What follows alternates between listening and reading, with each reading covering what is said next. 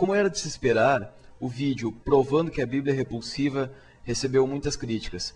Muitas delas são críticas absolutamente vazias e sem fundamento, e algumas despencam para a criação pessoal. Mas a maioria das críticas que tinham alguma substância caem basicamente em 4 categorias. Os que diziam que os trechos são citados fora de contexto, os que diziam que o contexto histórico não estava sendo considerado, os que alegam que a lei do Antigo Testamento só vale antes de Jesus, e aqueles que dizem que falta exegese e hermenêutica. Vejamos o caso dos que dizem que os trechos são citados fora de contexto. Notei que quase sempre o crítico nem sabia o que é uma expressão fora do contexto. Por isso darei um exemplo. Vejam essa frase de Charles Darwin, retirada de seu livro A Origem das Espécies. Soa como se Darwin duvidasse de sua própria teoria. Essa frase é muito usada pelos chamados criacionistas e pelos defensores do chamado design inteligente. Ambas teorias que buscam derrubar a teoria da evolução e restabelecer o papel do Deus cristão como criador. Entretanto, na sequência do texto, vemos que a citação de Darwin é falsa.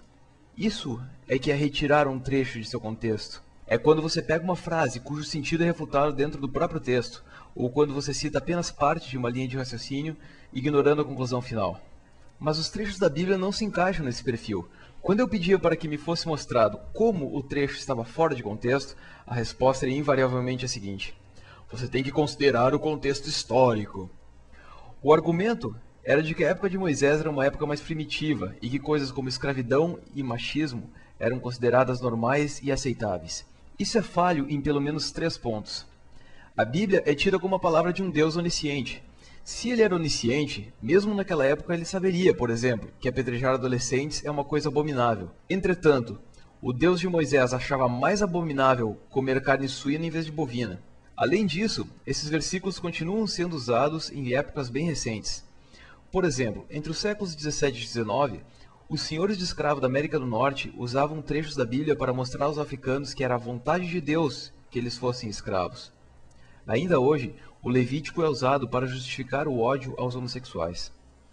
E se aqueles trechos repulsivos são destinados a um povo primitivo, então não valem para a nossa época e não deveriam estar na Bíblia.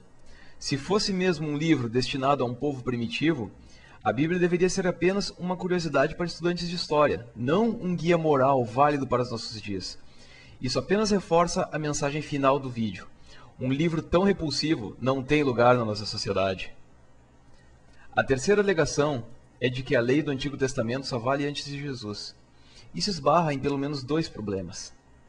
Primeiro, como o Deus cristão supostamente é onisciente, a lei de Deus deveria ser perfeita e imutável. Se a partir do Novo Testamento a lei não vale mais, então isso é falso. Segundo, no próprio vídeo é mostrado que, no Sermão da Montanha, Jesus confirma que a lei continua valendo. A última alegação é de que não sou qualificado para criticar a Bíblia, pois não sou um conhecedor da exegese, hermenêutica e outras disciplinas. Ou seja, não estou fazendo a interpretação correta da Bíblia.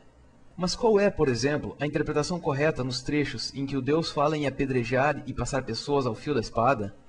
Que explicação tornaria esse trecho agradável?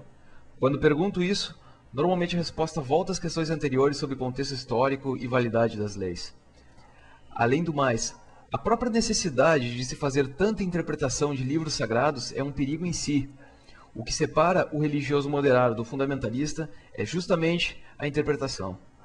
E onde estão os exegetas e hermeneutas quando a Bíblia é usada com fins atrozes? Onde estavam para dizer que escravizar outros povos era errado? Onde estavam quando foi iniciada a caça às bruxas e a Inquisição? Onde estavam para criticar os que usaram a Bíblia para criar a onda de antissemitismo que culminou com o nazismo? A Bíblia é, sim, um livro repulsivo.